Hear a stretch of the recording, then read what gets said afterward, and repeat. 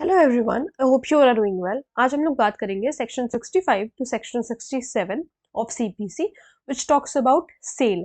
ठीक है, स्पेसिफिकली जो है इसे सेल के बारे में बताया गया है।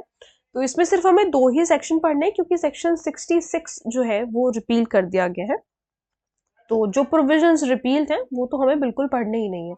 Section 65 says purchasers title.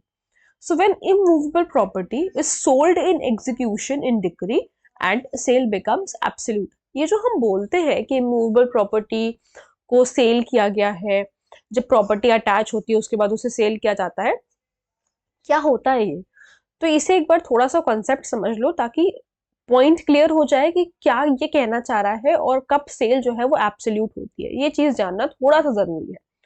तो जैसे मान लो ए हमारा जजमेंट डेटर है, ठीक है, इसकी प्रॉपर्टी को हमें सेल करवाना है।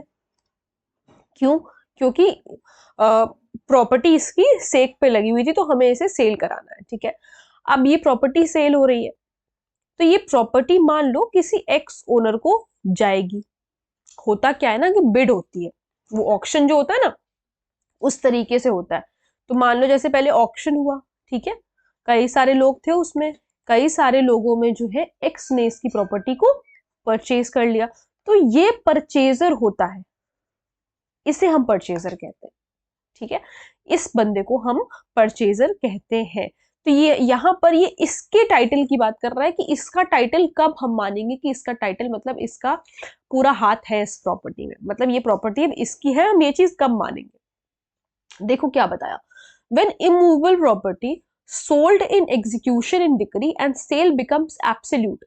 कब जो है इमूवेबल प्रॉपर्टी को एग्जीक्यूशन डिक्री में और सेल कब एब्सोल्यूट होती है। So property shall be deemed to be vested in a purchaser. ऐसा माना जाएगा कि ये जो वेस्टेड का मतलब होता है निहित।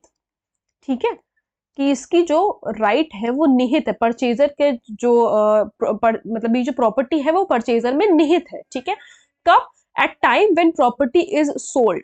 जब प्रॉपर्टी सोल्ड कर दी गई तभी हम मानेंगे कि ये जो पर्टिकुलर प्रॉपर्टी है ये परचेजर में वेस्टेड है, तब नहीं जब सेल एब्सोल्यूट हुई। दो बातें कही गई हैं, हमें इसमें याद क्या रखना है, इसमें बताया क्या जा रहा है। दो बातें बताई जा रही है कि उस समय जब प्रॉपर्टी सेल करी गई है तब हम मानेंगे कि ये जो प्रॉपर्टी है परचेजर में वेस्टेड है, तब नहीं जब सेल एब्सोल्यूट हो गई। बस इतनी सी बात हमें सेक्शन 65 में याद रखनी है। सेक्शन 66 जैसा कि मैंने आप लोगों को बताया रिपील्ड है तो वो तो हमें पढ़ना नहीं है। सेक्शन 67 कहता है कि स्टेट गवर्नमेंट के पास पावर है रूल बनाने के लिए। क्या रूल बनाएगी? कौन से मैटर पर? As to sale of land and execution of decree. Land का सेल वगैरह किस तरीके से होगा जब डिक्री एग्जीक्यूट हो रही है, तब उसके ऊपर स्टेट गवर्नमेंट को पावर है रूल्स बनाने की। और पेमेंट ऑफ मनी से रिलेटेड अगर डिक्री है तो वो किस तरीके से एग्जीक्यूट वगैरह होगी, ये सारी चीजें जो है स्टेट गवर्नमेंट के पास पावर है। ठीक है, सो आई होप आप लोगों को ये दोनों सेक्शंस अच्छी तरीके से समझ में आ गए होंगे। अगर कोई प्रॉब्लम है, कोई डाउट है तो please let me know in the comment section. और अगर आप लोग किसी टॉपिक पे वीडियो देखना चाहते हैं तो वो भी प्लीज मुझे जरूर बताइएगा। Thank you so much.